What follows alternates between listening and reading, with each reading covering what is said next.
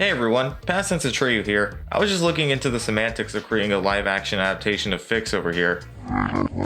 We can barely afford light bulbs. Do you seriously think that's in our budget? If you're familiar with the horror RPG maker landscape, I don't think Corpse Party needs much of an introduction. It's a game where 9 people perform this ritual and fall into a haunted school run by this vengeful little girl, and now they need to find a way out while avoiding certain death, whilst also partying with corpses. This franchise has been going along for a while now, with multiple sequels to its name, including one coming out this year, which looks interesting. I will say the naming convention this franchise has always confused me because, oh my lord, how many times are you going to name your game a variation of Corpse Party 2? Which one of you is the real Corpse Party 2? Okay, so maybe Corpse Party isn't this perfect franchise and the quality of its sequels is debatable, but there's no doubt the series has become a popular icon in the horror community. And because of said popularity, Corpse Party has seen multiple adaptations throughout the years. There were 3 mangas, we don't talk about that one. There was an anime that sucked balls because it tried to condense a 10-hour game into less than 2 hours, and there were also 2 live-action films created. Whenever people talk about Corpse Party's adaptations, they mainly focus on Tortured Souls because of how accessible it is, but I've rarely seen people talk about the live-action films. So today we're going to be going over Corpse Party live action,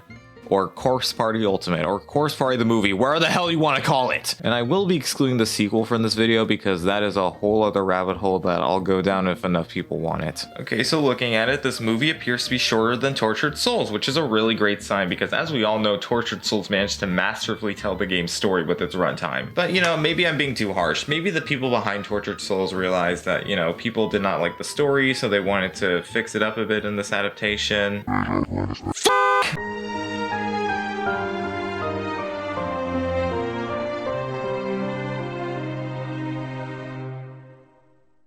The movie begins with Naomi waking up in a dark room along with the rest of her classmates in what I think is Tenjin Elementary. However, after a couple seconds, a white light appears and it's apparently super terrifying because Naomi's actress is going off right now. The screen goes black and we're taken to Kisaragi Academy, where our main characters are currently cleaning up after the events of the Culture Festival. Everyone from the main cast is here, and while some of them don't look as recognizable since, like, okay, come on, how do you translate this onto a human? Their characterization from the games is somewhat intact. Satoshi is still boring as f***, Naomi is still the main character, Ayumi likes the occult, so on and so forth, but it's pretty much surface level stuff. I mean, at the very least, they didn't go the route of scrapping characters to make the plotline work. Most of them at least, but at the same time it's a double-edged sword because having even less time to flesh them out compared to Tortured Souls, which, you know, isn't great characterization wise either, justice for Yoshiki, makes this film's versions of the cast kind of worse. The film basically has the same beginning as every other version of Corpse Party before it. You know, Ayumi tells her ghost story about Sachiko and the woman walking the hallways, except this time it plays during a montage which leads to a title card! Anyways, Miss Yui interrupts Ayumi's ghost story and Yuka enters the plot alongside her. Naomi says they should finish cleaning up, but before they do that, Ayumi wants to finish her story and they indulge. Ayumi says that Sachiko is the guardian angel of the school, and by performing a ritual with the Sachiko doll she made earlier on in the background, they would ensure that they would never be separated and be best friends forever because of how Mayu was transferring schools. You know the deal, everyone says, Sachiko, we beg of you, for each person present, and then all together pull the paper doll apart so they get a scrap to keep. A completely safe, working ritual. Asshole. So everyone pulls apart the doll and gets a paper scrap for themselves. We also see Naomi put her scrap next to a picture of Satoshi and her ID, which Seiko has to watch. Sorry girl, not in this universe either. Well, hooray! They're all going to be together forever! Besties for life! Oh yeah, the plot's kicking in. Listen, I know the budget for this is probably low, but these effects are actually killing me. Naomi reaches for Satoshi, but it isn't enough as they both fall into the abyss. Scream. Oh my god, Naomi. You know, I'm absolutely going to dog on this film later, but I think this movie does have the best setup to Naomi and Satoshi's relationship. Maybe it's because I've never felt invested in these two as a thing, despite how it's been pushed throughout the franchise, but I like some of the stuff they do to show they care for each other prior to entering Tenjin. Anyways, we cut back to the scene from earlier with the strange light on Naomi, and we see that it's just Satoshi. Everyone from the class is here and not separated like in the game and anime where they're all thrown into different closed spaces. In fact, the closed spaces just just don't exist whatsoever in this film. Everyone's together by default, and while you could make the argument it was to save time considering this is shorter than Tortured Souls, removing the close spaces actively hinders the story more than it helps. The characters being separated gave us more time to focus on an aspect of them respectively, as well as their bond with the person they were trapped alongside. Not only that, but it completely amplified the fear of Tenjin Elementary because you didn't know what the heck to expect from this place, considering that it could actively shift layers at any time. Without that though, most of the characters are kind of just relegated to poking around stuff and going like, oh, I guess I found something. And Tenjin Elementary really just ends up feeling like some generic haunted house as opposed to this multi-dimensional area that actively shifts and adapts. I can't believe this film has already created a new problem that fucking Tortured Souls of all things managed to avoid. Anyways, everybody gears up to explore the school and eventually discovers their location is Tenjin Elementary School, which should be torn down by now, but it's not! Ayumi finds a document on the table near her written by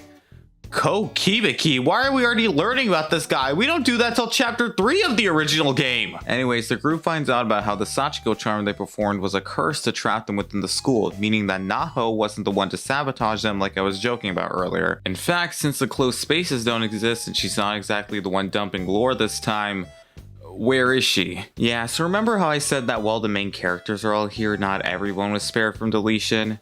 Yeah, Naho was one of them. Naho does not exist in the film universe, as Ko has completely taken over her role in the story. Kizami is also another character who was omitted from this movie, which good riddance, honestly. The last major character removed was one of the other missing kids, that being the one missing her head, which, okay, is pretty obvious as to why. Ayumi continues reading and discovers that the place they're in is a pocket dimension created from the anger of the children murdered in the Tenjin Elementary serial killings, that being Sachiko Shinozaki, Yuki, and Ryo, which aligns perfectly with the legend Ayumi had told prior to entering Tenjin. The group then hears a thud and Miss Yui goes to check it out. Thankfully, there's nothing there, and oh hi Yoshikazu. Yoshikazu then raises up his hammer and slams it onto Miss Yui's face, killing her immediately. You heard me right. Miss Yui is this film's first death. She didn't get any moments showing her care for her students, any defining character traits. She's just dead right off the bat. It doesn't help that it's so abrupt and Mayu's actress isn't helping sell it either, because this is the most non-reaction to your teacher's death I've ever seen. What is with these course party adaptations and completely fucking over Miss Yui? Everyone else gets dramatic moments for when they die, but Miss Yui always gets these abrupt, almost comical deaths. I'd argue even Mayu gets treated better because at least her role is to die as a catalyst, unlike Miss Yui who fails to protect anybody in any of these adaptations. I have never seen someone get so unbelievably washed every time they're adapted. Why is the manga the only saving grace for her? Everyone understandably so starts freaking out and oh my god, this camera work is actually pissing me off. What is going on? So everyone runs and splits up, leaving Naomi and Seiko together as well as Satoshi with Yuka. Sorry to anybody who thought you could escape Course Party's obsession with piss in this movie, because you can't. Yuka asks to go to the bathroom and Satoshi, being a fucking idiot and knowing damn well there's a guy with a hammer running around, decides to let her go on her own so he can play games on his phone.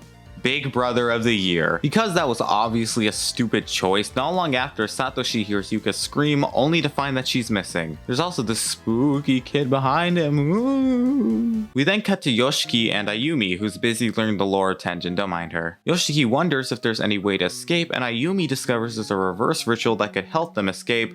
Unfortunately for everyone, we still got another hour of this movie, so the page is torn out. We then cut back to Naomi and Seiko in the infirmary, where Seiko's bandaging up Naomi's ankle like in the original game. I didn't mention it before, but while Naomi and Seiko were running away, she fell and I assume hurt her ankle. There were like zero indicators of it whatsoever, unlike in the anime or the game, but whatever. Naomi falls asleep and Seiko lovingly tucks her into bed, tenderly caressing her hair and asking if she would weird Naomi out if she confessed that she loved her. Yeah, sorry Seiko, I know that's rough, especially since we all know what's coming. Seiko inspects Naomi's pockets and realizes that her student ID is missing, assuming that she dropped it after she fell. Seiko, knowing how important the image of Satoshi is to Naomi, decides to leave her defenseless and alone to go look for it. Why is everyone in this movie so goddamn stupid? Anyways, we're back to Ayumi and Yoshiki, who are making their way to the janitor's closet in an attempt to find a clue. Ayumi ends up finding Naomi's student ID and sees the photo of her and Satoshi together. I sure hope she is isn't planning anything bad out of her jealousy. Oh, hi Sachiko. We then go back to Naomi, who's still asleep, as spooky ghost shenanigans ensue at the infirmary. Naomi wakes up and wonders where Seiko is before finding a necklace in a box. Yuki doesn't appreciate her intrusion, however, and appears right next to Naomi, approaching her for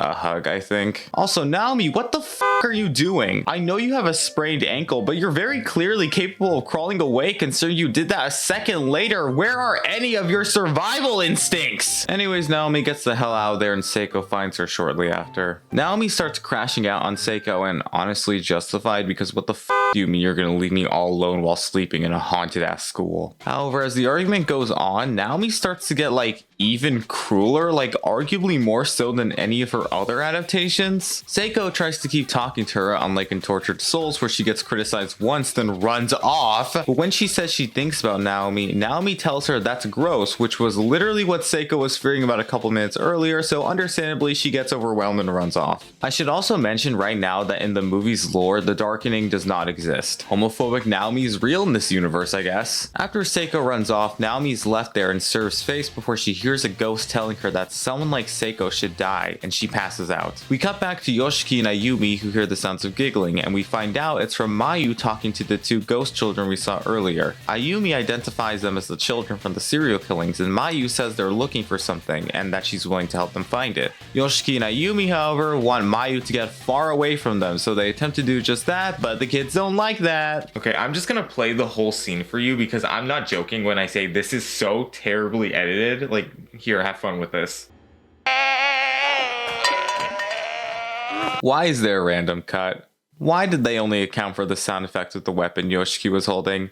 What is this sound assaulting my ears? I should probably remind you that this movie is meant to be a horror film, not just an adaptation of Corpse Party. So the ghosts get pissed and start dragging Mayu out of the classroom, and it's not even like in the anime or game where they're so fast with it. They're so damn slow here. Yoshiki and Ayumi just really sat there and watched because look, she very clearly could have been grabbed here. Anyways, Mayu gets thrown at the wall and she's dead. Not much I can really say. Mayu really just exists to die in the most brutal way possible in every adaptation of Corpse Party. Anywho, Yoshiki and Ayumi get the fuck out of there and we cut back to Naomi, who wakes up in a bathroom. She finds a stall door and opens it to find oh hi Seiko. So Seiko's just straight up dead. She's not barely alive and suffering while Naomi tries and fails to save her. She's just dead. This is by far the worst adaptation of Seiko because her entire character is relegated to her tragic crush on Naomi. We learn nothing about Seiko as a person in this movie or her family life or anything that would make you genuinely sad to see that she's dead aside from leaving Naomi. This has also just gotta be the cruelest an adaptation of Seiko has suffered. Book of Shadows was also pretty bad, but at the very least in that game, Naomi's reaction to Seiko's feelings were influenced from the darkening and also out of complete shock. Here, however, Naomi just says these horrible things to Seiko and makes her feel terrible for her feelings for her out of complete spite. Bury your gaze at its finest. Justice for Seiko. We cut back to Satoshi, who's still looking for Yuka, and he manages to find Naomi, who tells him that Seiko's dead and it's all her fault because of the things she said. Naomi can't walk because of her ankle, so Satoshi offers to carry her and they continue forward. We catch up with Morishige, who's been fuck knows where, as he finds Mayu's remains and is fascinated by it, unaware that it's her remains. He is absolutely enthralled seeing a corpse this fucked up until he gets distracted by a call from Mayu. He's relieved to hear that she's okay, only for Mayu to tell him not to look at her insides. It's then he realizes just who they belong to, and he screams. Ayumi and Yoshiki get away from the spirit children and make it to the janitor's closet, where Ayumi finds a tape that could potentially assist them in escaping. They remember that the faculty room has a TV that they could play the tape on, so they decide to head back there. However, just as they're about to leave, the fridge in the room opens up and Ayumi approaches it while Yoshikazu makes his way to the closet. Okay, I probably shouldn't be saying this right now, but like,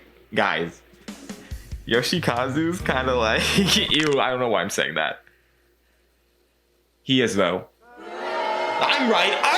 Ayumi discovers a jar of tongues that belong to the children in the serial killings and figures that that was what they were looking for. Yoshikazu enters the room and Yoshiki and Ayumi hide. Yoshikazu leaves and then we're sent back to Yuka's perspective, who finds Morishige all bloody on the floor. Similarly to Tortured Souls, Mayu's death has completely driven Morishige insane and he's all murderous, and while I don't like this characterization for him, I guess it makes sense considering Kizami was removed from the story and they probably want at least one criminally extremely insane character. Yuka runs into the science classroom and Morishige tries to find her, but unfortunately for him, Yoshikazu gets his ass and everyone who died in the original game is now officially gone. Yuka is freaking the hell out as she tries to stay silent, but then Sachiko comes out of nowhere and tells Yuka to follow her. So far, this movie is like a weird combination of the plots of Book of Shadows, Tortured Souls, and Blood Covered while also trying to be original. I don't get what they're going at all for this film, but hey, I think this is probably the best Yuka adaptation so far because even if she's boring, at least she's not an incest freak who needs to pee every 5 seconds. We then cut back to Satoshi and Naomi, who end up reuniting with Ayumi and Yoshiki, and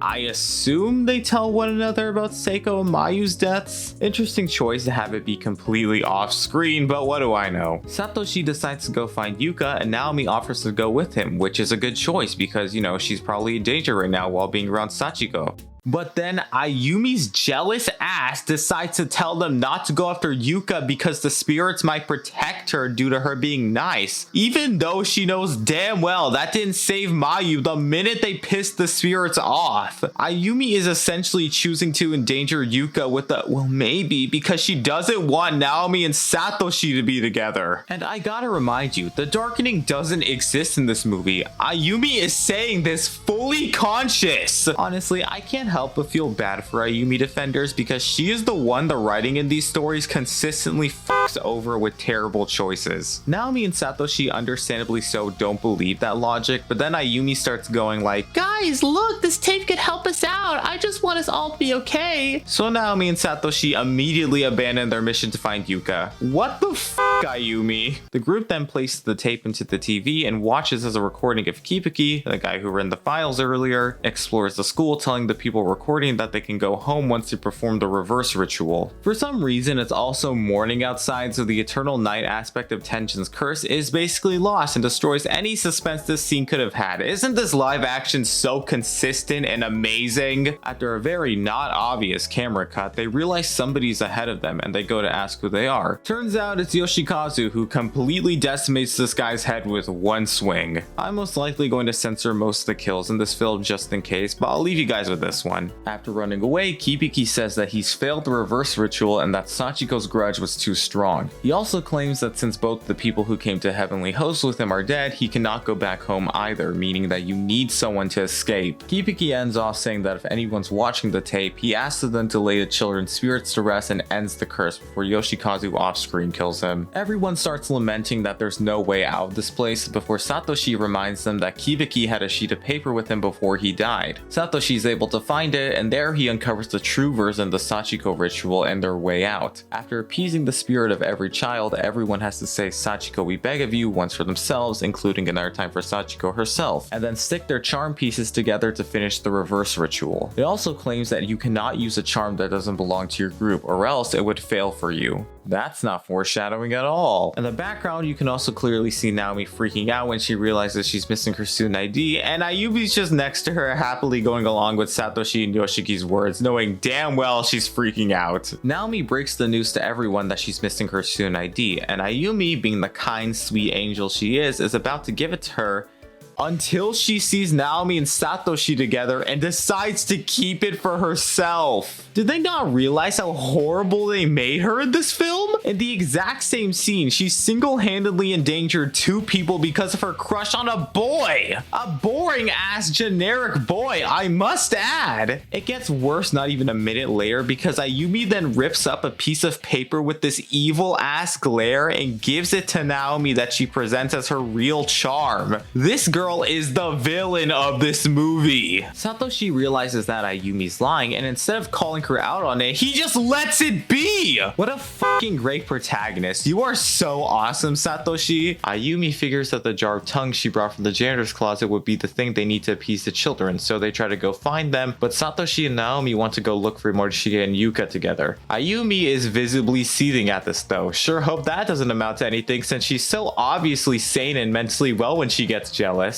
We then cut back to Yuka, who's hiding in the principal's office with Sachiko. Sachiko tells Yuka that she can go to bed while she'll keep watch, and Yuka does just that. We then return to Ayumi and Yoshiki, who make their way to the music room, as that's where the serial killings took place. There, they only find 2 blood piles instead of 3, confusing them as the article they read clearly stated that there were 3 victims. Both of the children then appear in front of the 2 and start fucking them up. Like, damn. Ayumi, however, is able to throw Yuki off of her and grab the jar of tongue, smashing it against the wall and freeing its contents. The lights in the room come back on, and Ayumi is gleeful to know they can now escape since all the spirits are free. Yeah, no. Ayumi asks why they can't go back yet, and Yuki gives her her memories of what really happened on the day of the serial killings. Big shocker, turns out that Yoshikazu was only a witness and Sachiko was the true killer. You know, Sachiko, the girl currently watching Yuka sleep eerily. I'm sure this won't go south at all. Ayumi starts freaking out since she's now aware of how much of a threat Sachiko is and wants to warn Satoshi despite how leaving the room would put them back in danger. Yoshiki understandably calls her out on how much she fusses over Satoshi, especially when he has Naomi with him. Dude, you're actually dodging a bullet by having Ayumi not have feelings for you. She is insane. We then see Ayumi sitting by herself as she takes Naomi's paper scrap and in one final act of completely destroying Ayumi's character in this film, burns Naomi's real charm, so even if she figures out the truth, she still can't go home. Mind you, all of this could have been avoided if Satoshi actually opened his goddamn mouth. I can't reasonably think of what was the point of adapting Ayumi like this. It's like they realized they got rid of all the insane characters, so they decided to substitute Ayumi instead, and it just doesn't work because the only reason she was crazy in the first place was because of the darkening. But since that doesn't exist anymore, Ayumi's just out here having this horrible crash out where she's planning to kill Naomi over a high school crush. How do you mess up the person who is arguably the lead girl of your franchise this badly? And no hate to the actress, I know she's doing her best with these evil ass grins, but I digress. Jesus Christ. Anyways, we cut back to Yuka, who's now strapped up on a table, and Sachiko appears in front of her holding an umbrella, specifically the umbrella that Yuka gave to Satoshi earlier in the film. Sachiko is all of us and speaks about how she's sick of Yuka's whole big brother thing and starts stabbing her with the goddamn umbrella. Sachiko gets sick of that, however, and pulls out a pair of scissors and starts cutting off Yuka's tongue. Damn! Ayumi runs in, but it's too late and Yuka's dead. Oh my god, this is so sad. Like,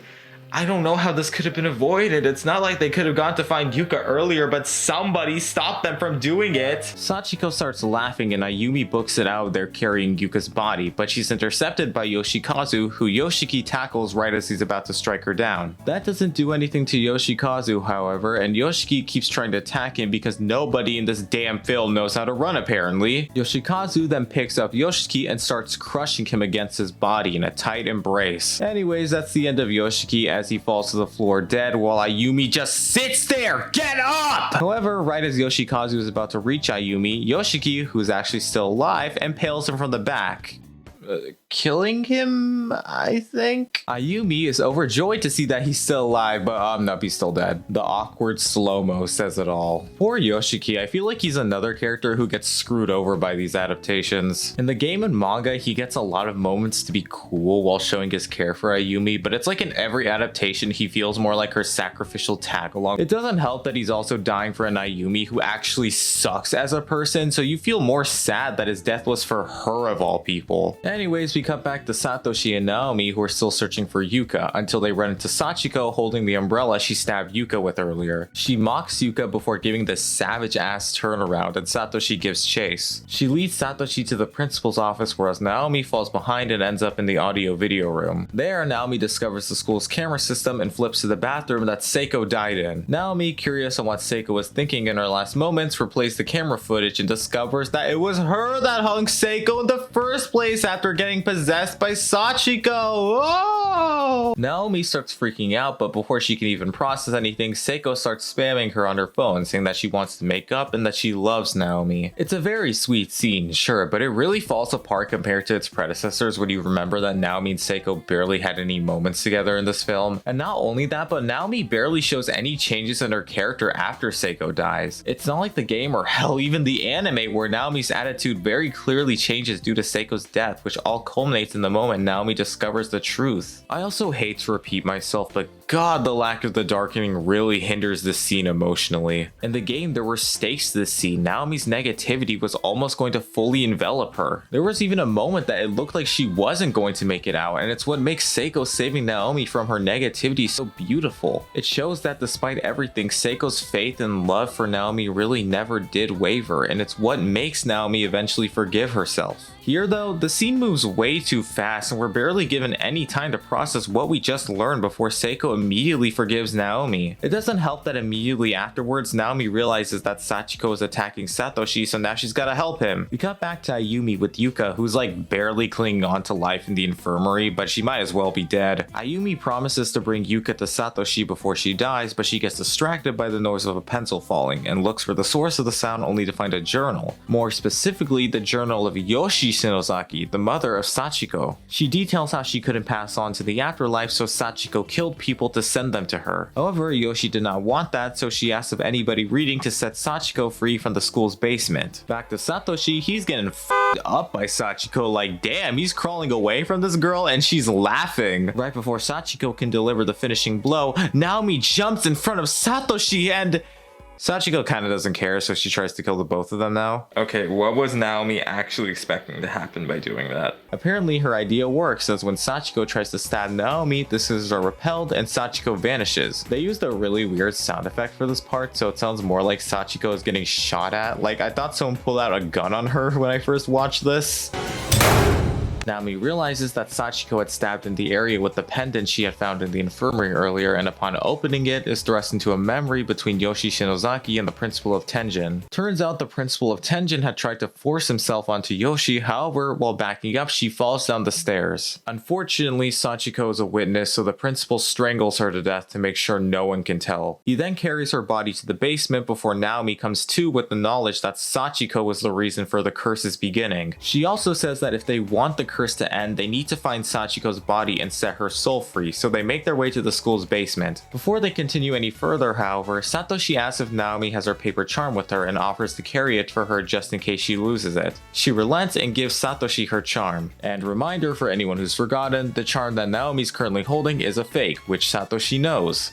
I think you can tell where this is going. The two progress forward and find Sachiko's body. Satoshi lifts up the blanket over her and we see her oddly not decaying corpse before we're thrown into another memory where the principal says Sachiko has been haunting him. So he tries to force Yoshikazu to cut off Sachiko's tongue, but he doesn't want to, so he instead does it himself. The memory ends there, and we see that Ayumi has made it to the basement along with Yuka's body. Both Ayumi and Satoshi mourn over Yuka, while Naomi gets distracted by Sachiko's corpse, and oh, there she is. She immediately lunges over to start strangling Satoshi. God, she fucking hates this family. Satoshi then retaliates by smashing her head against a brick. God damn! You guys are supposed to be freeing Sachiko, not beating her to death! Naomi tells Satoshi to stop, and as it turns out, he was actually beating Yuka to death, not Sachiko. So Yuka is now 100% dead, even if you thought there was any chance she was alive prior. Sorry, girl. Naomi tries to run at Sachiko, but she gets stabbed. Just kidding. Naomi tells Sachiko that doing this won't make her mother happy, and Ayumi begins to recite her mother's journal to prove that this is the case. Sachiko doesn't believe it until Naomi pulls out the pendant from her mother, and suddenly Yoshi's here and hugging Sachiko. Satoshi is understandably so mortified at what he's done, but Naomi slaps some sense into him and tells them they need to leave. If he wasn't sure what he was gonna do before he took Naomi's fake paper charm, he's absolutely sure now. Satoshi hands Naomi his paper charm, and you can tell because they are absolutely not the same size, and they make their way back to the classroom they first came to Tenjin in. They gear up to do the reverse ritual, and look at Ayumi looking so smug, knowing damn well in her mind Naomi's about to die. Satoshi looks slightly hesitant, not knowing what's about to happen to him, but he continues with the others and they perform the ritual properly. We're then taken to a memory of earlier that day at the culture festival where Naomi and Satoshi were bonding together and even holding hands on accident. Ooh. Until we cut back to reality and, you know, she's holding his hand. Just his hand. Turns out doing the ritual with the incorrect scrap doesn't send you home, so Satoshi is most likely trapped in Tenjin with no arms, most likely to bleed out to death. And with that, Corpse Party the movie comes to a close.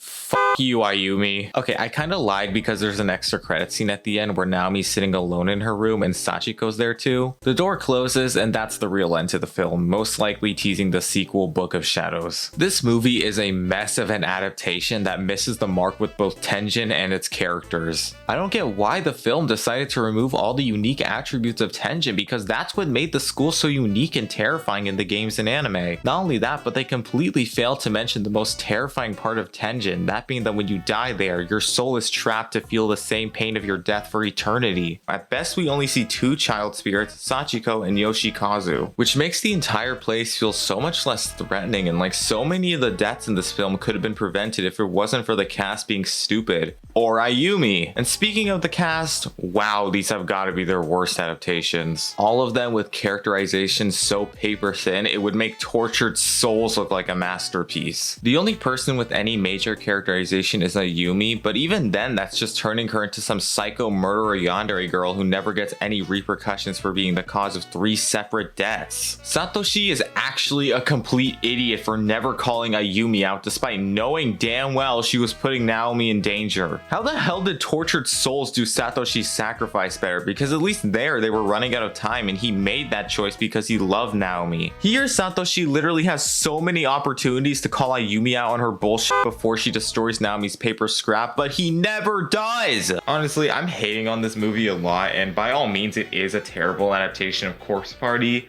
but it's kind of camp, I can't lie. Everyone seemed to enjoy working on it, and I know I've been ranting about Ayumi's weird characterization, but I'd be lying if I said it wasn't amusing to watch her crash out this badly over a boy she's not even dating. Like, girl, it's not the end of the world. Yoshiki is right there. It's also really hilarious to think about how she's gonna explain to Naomi that she was originally trying to kill her, but Satoshi died instead. If the sequel is an actual continuation to this movie's story, then these two are gonna fucking hate each other that whole film.